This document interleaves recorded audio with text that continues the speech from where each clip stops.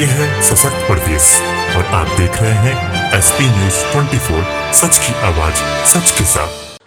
Uttar Pradesh police आरक्षी भर्ती वर्ष 2009 और 2010 में आरक्षी भर्ती की लिखित परीक्षा 6 गलत प्रश्नों के अंक आवंटन को सही करके आरक्षी पद पर नियुक्ति करने के लिए किया जा रहा है धरना प्रदर्शन।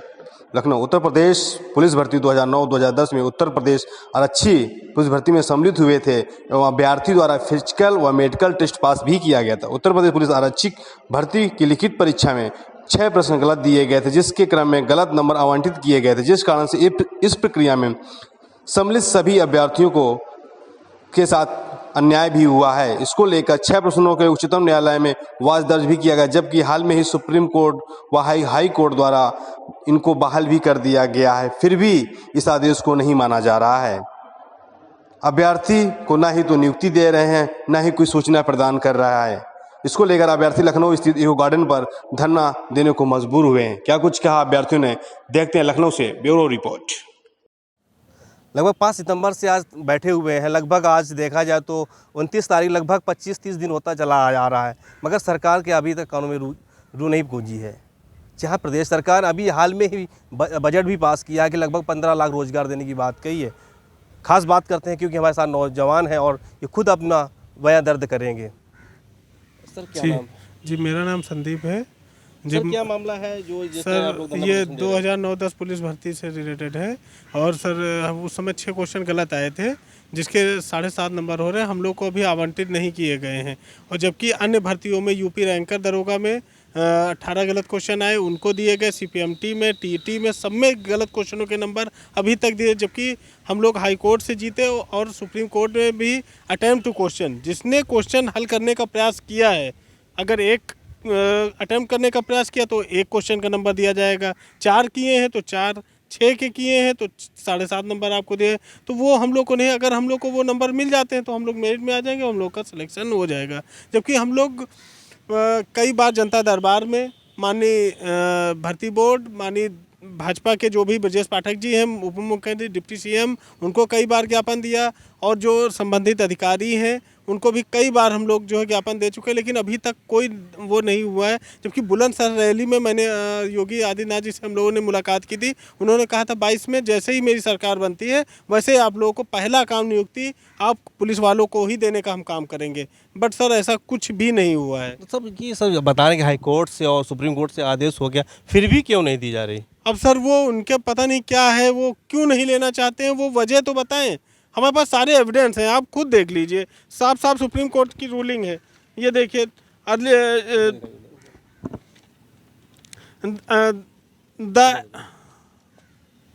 The appeal is the dispose of the terms and the earlier judgement, यानी कि जो पहले से जो जैसे जैसे किया गया है वैसे वैसे हम लोग का निस्तारण किया जाए, जैसे जैसे और भर्तियों में सब कुछ किया गया है वैसे हम लोग का निस्तारण किया जाए। और जबकि देख लिया, अब TET में 14 गलत क्वेश्चन आए थे, उसके नंबर पूरे अंक दिए गए हैं। और सेम कॉन्स्टिट्यूशन में, मतलब जैसे हमारा जो है यूपी रैंकर दरोगा परीक्षा आई थी, उसमें 18 गलत क्वेश्चन आए थे, पूरे नंबर दिए गए। फिर हम लोग के साथ ऐसा दोहरा मापदंड क्यों? तो जिस सर अब जैसे आप बता रहे हैं कि CPMT वगैरह और TET वगैरह में नंबर दिए जा रहे हैं, तो फिर आप लोगों भी ऐसी क्या समस्या आ रही है कि आपको लोगों? यही तो हम लोग नहीं समझ पा रहे कि हम लोग से ऐसा दोहरा मापदंड क्यों अपना रहे हैं। हम लोग जिस तरह आपने बोला बुंदेल अभी रैली भी थी बुलंदशहर में, तो आपने ज्ञापन दिया, बात भी की थी कि योगी जी ने विधानसभा सत्र आया तो उसमें काफ़ी रोजगार देने की बात कही गई सरकार द्वारा। तो अब सर जो कुछ कहा गया और रोजगार, लेकिन बट सर हम लोगों को कोई रिलीफ नहीं मिला है आज तक। हम लोग बताइए, अब सुप्रीम कोर्ट के बाद क्या हम लोग अंतर्राष्ट्रीय न्यायालय में लड़े जाके? आप बताइए, अब क्या हम लोग अंतर्राष्ट्रीय न्यायालय में इसके लिए लड़े जाके? अब बताइए, सुप्रीम कोर्ट से ऊपर क्या कोई कुछ? तो कहीं ना कहीं देखा जाए तो सरकार की जो बंदिशें हैं, सरकार कहीं अपना हंटर चलाना चाह रही है। सर हमें तो लगता है सरकार तक ये बात पहुंची नहीं रही है कि इन लोगों से हमने जो वादा किया था उसको पूरा किया जाए। क्योंकि जो यहाँ के आला अफसर आते हैं, ज्ञापन ले लेते हैं, कहते हैं हमने माननीय ऊपर जो तक पहुंचा दिया गया है और जो कुछ होगा वो वही निर्णय लेंगे। तो आगे की कार्रवाई क्या लगता है कि अगर आपका न्याय नहीं मिलता तो आगे क्या कार्रवाई? हम लोग जब तक न्याय नहीं मिल जाता तब तक हम लोग ऐसे ही पड़े रहेंगे, और यहीं से ही जो कुछ होगा वो यहीं से ही होगा। या तो मरेंगे भी और जिएंगे भी, सब यहीं से। सर आपका क्या नाम है? सर आपका क्या सर मेरा नाम अजीत सिंह पोनिया है, मैं डिस्ट्रिक्ट हाथरस से आया हूँ। और मेरा यही कहना है कि हम बार बार जितनी भी हम कोशिश कर रहे हैं, जिस किसी से भी मिलने की कोशिश करते हैं, वहाँ हमें कोई सही जगह पर पहुँचने नहीं दे रहा है। पहली चीज़ तो हम ये कहना चाहेंगे कि सरकार, जब हम सुप्रीम कोर्ट और हाई कोर्ट से जब हम जीत गए हैं, तो फिर हमें ये 6 क्वेश्चन के जो आंसर हैं, जो नंबर हैं, हमें आवंटित क्यों नहीं किए जा रहे हैं? ऐसा क्या रीज़न है? हम सरकार से खुद पूछना चाहते हैं कि हमें ऐसा क्या कौन सा ऐसा पाप कर दिया है कि वो हमारे साथ ही दोहरा मापदंड क्यों अपना रही है? हम बार बार कोशिश करते हैं, सरकार के पास जाने की कोशिश करते हैं। आज भी हमने कोशिश की थी जाने की सरकार के पास कि चलो जनता दरबार में चलते हैं या डिप्टी सीएम साहब से मिलते हैं, मगर कहीं कुछ हमें कोई रिलीफ नहीं मिलता। हमसे कागज़ ले लिया जाता है, उसे एक बंद बस्त थैले के अंदर से बंद कर दिया जाता है। जो चुनावी मुद्दों में बात, चुनाव टाइम आता है, सरकार तो बड़े बड़े वादे करती है, तो कहीं ना कहीं आज क्या लगता है कितने अभ्यर्थी होंगे आपके साथ? सर करीब करीब मान के चलते हैं कि अभी जो हमारे संज्ञान में है वो 500 अभ्यर्थी, 500-600 अभ्यर्थी होंगे, जो अभी कुछ हमसे दूर हैं, अपने घर पे हैं। कुछ लोग हमारे साथ हैं, कोई कहीं पे गया हुआ है किसी किसी काम से, या अपने घर पे गया है। जो टच में बच्चे हैं वो 500, 550, 600 बच्चे होंगे वो। तो आगे क्या लगता है कि आप सरकार से क्या गुजारिश करना, क्योंकि जिस तरह सरकार का रवैया है, इससे क्या साबित होता है आपके लिए? सर अब इसमें क्या बता सकते हैं, सरकार जब हमारी बात ही नहीं सुन रही तो वो तो एक दोहरा ही मापदंड अपना रही है वो तो सरकार तो। अब जब बार बार हम रिक्वेस्ट कर रहे हैं, कोशिश कर रहे हैं, वहाँ जाने की कोशिश कर रहे हैं, जब सरकार तक हमारी बात नहीं पहुँच रही है, ऐसा क्या रीज़न है, ऐसी क्या हमने गलती की है, ये तो सरकार ही जानती है। हम बार बार हम जब रिक्वेस्ट कर रहे हैं, वहाँ तक जा रहे हैं, उसके बावजूद भी है कि नहीं है। अब किसानों के बच्चे हैं, ऐसी वहाँ किसान में तो कोई खेती ज़्यादा लंबी चौड़ी होती नहीं है, 2 बीघा 4 बीघा ज़मीन होती है, वो भी गिरवी रखी हुई हैं, क्योंकि अब हाई कोर्ट सुप्रीम कोर्ट में जाते हैं तो वहाँ किसी भी केस के लिए तो 10-5 लाख तो लगते ही हैं कोई हियरिंग करने के लिए। अब एक चीज़ बताइए, अब वो खेत भी गिरवी रखे हुए हैं तो अब जाएंगे कहाँ? वहाँ बैंक वाले नोटिस भेज देते हैं, माँ बाप को जेल भेजने की कहते हैं कि हम जेल भेज देंगे। अब बताइए क्या करें? या तो यहाँ हमें न्याय मिलेगा या फिर हम यहीं पर मर जाएंगे, और क्या, यही 2 चीज़ होंगी। इसी को में और कुछ हमारे साथ अभ्यर्थी बैठे हुए हैं, बात करना। सर क्या कहना चाहेंगे आप? सर मेरा नाम नीरज कुमार है, मैं भी हाथरस डिस्ट्रिक्ट से आया हूँ। अब ये 2009-10 वाली भर्ती का मामला है। इसमें हम, जैसे भाई ने बताया, हाई कोर्ट से और सुप्रीम कोर्ट दोनों से हम जीत चुके हैं, लेकिन सरकार हमारी कुछ नहीं सुन रही है। माननीय योगी जी ने भी जब उनकी सरकार बनी थी उससे पहले उन्होंने वादा किया था कि 2009-10 वालों को सबसे पहले नियुक्ति दी जाएगी। ये सबसे पहले हमारा काम यही होगा कि इन कैंडिडेटों को नियुक्ति दें, लेकिन सब झूठे वादे हैं, कोई कुछ नहीं कर रहा। बस बसपा सरकार में ये भर्ती निकली थी, उसने भी कुछ नहीं किया। बीच में सपा सरकार आई, उसने भी कुछ नहीं किया।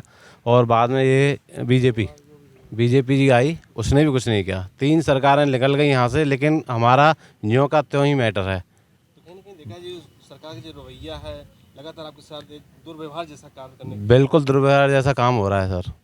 हमें एक बात रीज़न तो बता दें कि हमारे साथ ही क्यों हो रहा है। उससे पहले की भर्तियों में जो नंबर क्वेश्चन गलत थे उनके अंक दिए गए, उसके बाद की भर्तियों में दिए गए, यूपी रैंकर में दिए गए, टेट में दिए गए, सीपीएमटी में दिए गए, सब में दिए गए, लेकिन हमारे साथ ही ये अन्याय हो रहा है। तो आगे क्या कोशिश है, क्या कार्रवाई रही? आगे कार्रवाई यही है, अब जब तक हमें न्याय नहीं मिलेगा हम यहाँ से नहीं हटेंगे। बलिया जिला से हम हैं। ये हाई क्या लगता है कि आपकी उम्र भी निकलती जा रही है, और जिस तरह सुप्रीम कोर्ट और हाई कोर्ट से आपको निर्णय भी आपकी तरफ आया, हाँ, और अभी भी आपकी तरफ कोई न्याय नहीं दिया जाए क्योंकि आपकी उम्र भी निकलती जा रही, आगे क्या भविष्य लगता है? आगे तो भविष्य हमको सरकार के रवैये कुछ समझ में नहीं आ रहा है। हाई कोर्ट सुप्रीम कोर्ट आदेश देने के बाद भी जो है कि नहीं बुला रही है, कुछ न सुन रही है। अब हम लोग तो यही आमरण अनशन पर बैठे हैं, जब तक ये जो है कुछ क्लियर नहीं करेंगे तब तक हम लोग उठेंगे नहीं यहाँ से। जिस तरह आपके द्वारा, मित्रों द्वारा ये बताया गया कि सीपीएमटी टीटी वगैरह में हाँ, 14 नंबर गलत होते, फिर हाँ, भी पास कर दिया जाता है। हाँ, आपको तो सिर्फ 6 नंबर ही 6 ही नंबर है। हाँ, आपको नहीं दिया जा रहा। फिर वो भी हाई कोर्ट सुप्रीम कोर्ट से आदेश लेकर के, फिर भी मेरे साथ अन्याय हो रहा है। अब ये चीज़ हम लोग कब तक बर्दाश्त करेंगे? जब तक बर्दाश्त कर रहे हैं, फिर किसी दिन हम लोग अपने जान दे देंगे। तो आगे आने वाली जो आगामी अभी कुछ दिनों बाद, 2 साल बाद चुनाव भी रहेगा, फिर क्या सरकार के दांसों में आके रहेगा तो हम लोग क्या करेंगे? अब उस हिसाब से अपना भी निर्णय बदलेंगे हम लोग।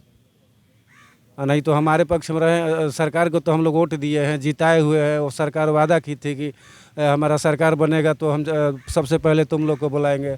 अभी तक सरकार वो कहाँ सोई है, बाबा कहाँ सोए हुए हैं, वो तो हमको पता ही नहीं चल रहा है। हम तो रोजगार देने की बात सरकार कहती है, क्या लगता है कि गलत है कि सही है? अब तो ये कह रहे हैं तो सुन ही रहे हैं। अब तो रोज़गार कहाँ मिल रहा है, हम लोग रोज़गार भटक रहे हैं आज 12 साल से हैं। हमको समझ में नहीं आ रहा है क्या करें। हम लोग आमरण अनशन पर बैठे हुए हैं, कोई अधिकारी नहीं सुन रहा है, ना कोई आ रहे हैं यहाँ पे। तो अभी तक यहाँ पे कोई उच्च अधिकारी आया कि नहीं आया? अभी तक कोई नहीं आया है सर। हाँ, नहीं कोई उच्च अधिकारी आया तो क्या होगा, आपका डिसीजन आगे क्या निर्णय लिया? कौन अधिकारी? तो अगर अधिकारी आता नहीं है तो क्या होगा आगे निर्णय? अब आगे वही होगा कि हम आप लोग अपना जान दे देंगे और क्या करेंगे। अभी समय हम लोग भर्ती नहीं देख सकते हैं, कुछ कर भी नहीं सकते। हम हमारे बटालियन के जितने भी आदमी हैं सभी लोग लड़के अब साल 6 महीने में शादी करने जगह, कोई के इंटर, कोई के BA, कोई के BSc कर रहा है। हमारा भी लड़का BSc कर रहा है। तो कहीं ना कहीं देखा जाए सर तो आपकी उम्र भी निकल गई और हाँ सर, भी नहीं रह जाएंगे। हाँ योग हम लोग अब कहाँ रह गए कि कोई दूसरा फार्म डाले और तैयारी करे। हम लोग यही उम्मीद लगाए हुए हैं। और सबसे बड़ा कोर्ट उच्च न्यायालय से हम लोग जीते हुए हैं, हाई कोर्ट से जीते हैं। सबका नंबर दे दिएगा, हम लोग को क्यों नहीं नंबर दिया जा रहा है? अब वेरिफिकेशन भी करा करके जो हम लोग के साथ अन्याय कर रहे हैं। ये है सशक्त प्रदेश और आप देख रहे हैं SP News 24, सच की आवाज सच के साथ।